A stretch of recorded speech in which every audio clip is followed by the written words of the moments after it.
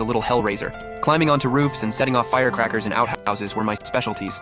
But somehow I married a handsome, well-mannered man. My in-laws were quiet and gentle, so life was painfully dull. Then we visited some relatives, and they treated my mother-in-law like a maid right in front of us.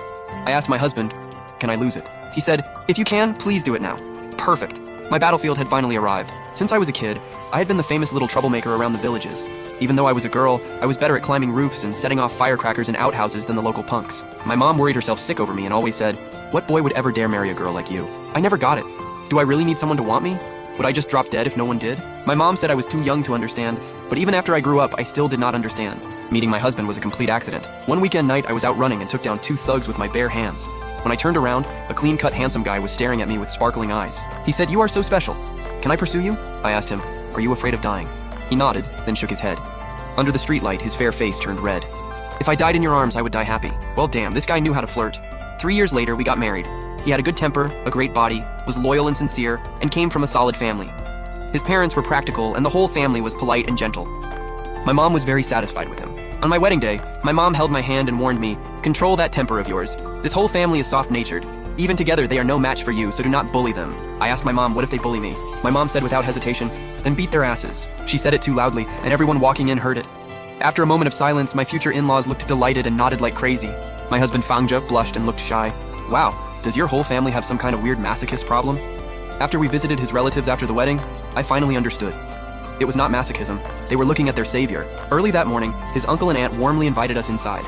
Before we even sat down, I heard his aunt ordering my mother-in-law around. "Yanhui, the groceries are already bought. They are in the kitchen." "Okay, I will go cook right now." My mother-in-law turned and went into the kitchen. I was confused. Whose house was this? His uncle invited us over, so why was my mother-in-law cooking? My husband stood up and said, "Mom, do not bother, let's go eat out." His aunt casually said, "Fangjae, stop calling her. Your mom likes cooking." "Yanhui, isn't that right?" My mother-in-law lowered her head and forced a smile. "Yes, I like it." She skillfully tied on an apron and started working. His uncle and aunt sat on the couch with their legs crossed, cracking sunflower seeds and spitting shells while lecturing my husband. "Fangja, you are young and do not know better. Back then, your family was so poor you had nothing to eat. We gave you 5 pounds of rice or you would have starved. Your mom feels guilty, so she wants to cook for us. If you stop her, are you not embarrassing her?" Then his aunt raised her voice again. "Yanhui, come sweep the floor when you get a chance. It is dirty." My mother-in-law quickly answered and rushed out in a panic to sweep the floor. I lowered my voice and asked my husband, "What is this 5 pounds of rice thing?" My husband answered with anger in his voice. "When I was little, my family was poor, and they helped us once." "Did your family pay them back later?" "Yes. A month later, we gave them 10 pounds back." "Oh, so you paid double." I glanced at my silent father-in-law, then at his uncle, laughing loudly. I thought to myself, they probably did not just return the rice. They also handed over the whole family's backbone. By noon, the whole table of food was ready and everyone sat down. But my mother-in-law still had not come out of the kitchen.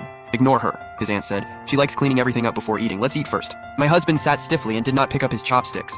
My father-in-law lowered his head, smiled awkwardly, and did not move either. His uncle's face turned cold. "What, little brother? Are you disrespecting me?" My father-in-law was not good with words. After a long pause, he said, "I am not hungry yet. Let's wait for Yanhui." His aunt rolled her eyes and said sarcastically, "Sister-in-law, stop cleaning. If you do not come out, nobody at this table can eat." My mother-in-law panicked and quickly answered, almost done, Shouja, you all eat first. Do not let Ran go hungry."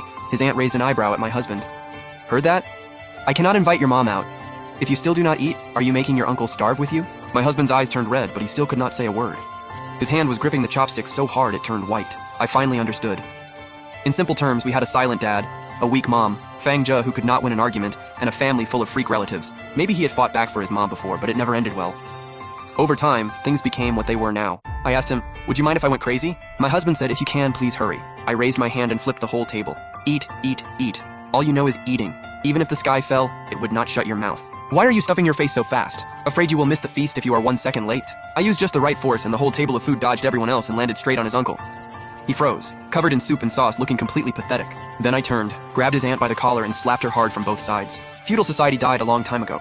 You order people around so smoothly, do you think you are some landlord?" After I got that out of my system, I shoved her into his uncle. "A private chef costs 2,000 an hour. My mom worked for an hour and a half, so that is 3,000. Transfer it now." His aunt clearly did not expect this spineless family to produce someone this stubborn. It took her a while to find her words. "Song Ran, you are insane. I am calling the police.